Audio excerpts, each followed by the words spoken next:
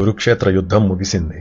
18 రోజుల దారుణ రవాలు, కుప్పలు తెప్పలు పోగైన శవాలు, కట్టెలు కాలే చిటపటలతో కాకులకి గ్రద్దలకి విందుగా మారింది. కళ్ళుండి చూడలేని గాంధారి తడుముకుంటూ ఆ నెత్తుటి నేలకి చేరింది. ధర్మరాజా, 100 మంది కొడుకులున్న తల్లులు ఎంతమంది తెలుసురా నీకు? ఒక్కడైనా మిగలకుండా చచ్చిన వింత కబురు విన్నావా? పాండు పెద్ద నోట పలుకు రాలేదు. ఏరా భీమా, శాంతించావా? అంతమందిని చంపుతూ అలుపు రాలేదా? 5 సోదరులు బ్రతికే ఉన్నారే. ఏ అర్జున? గాంధీవి గొంతు విప్పలేదు. గోవిందుడు పలికాడు.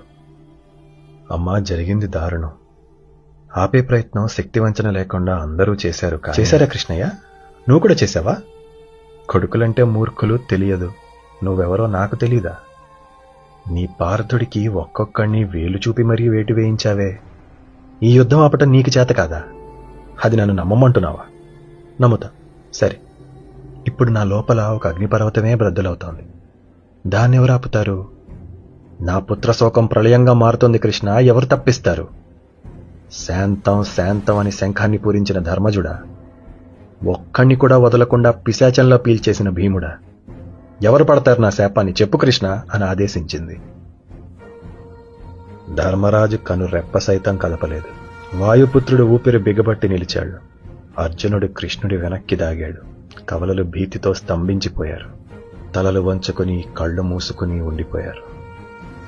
అప్పుడు మృదువుగా, ప్రేమగా, అమ్మా, తల్లి ప్రేమకి తప్పొప్పులు తెలియవు కదా. నీ గుండె గాయం ఏ దేవుడూ నయం చేయలేడని మోకాలిపై కూర్చుని పట్టు కొంగును పట్టి దేవాది దేవుడు శ్రీకృష్ణుడు పలికాడు.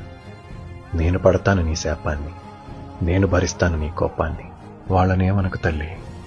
ధర్మాన్ని నమ్ముకున్న పాపానికి వాళ్ళు పోగొట్టుకుంది చాలు. నాదే ఉంది, పశువుల కాపరిని. చెరసాలలో పుట్టాను, మట్టిలో పెరిగాను.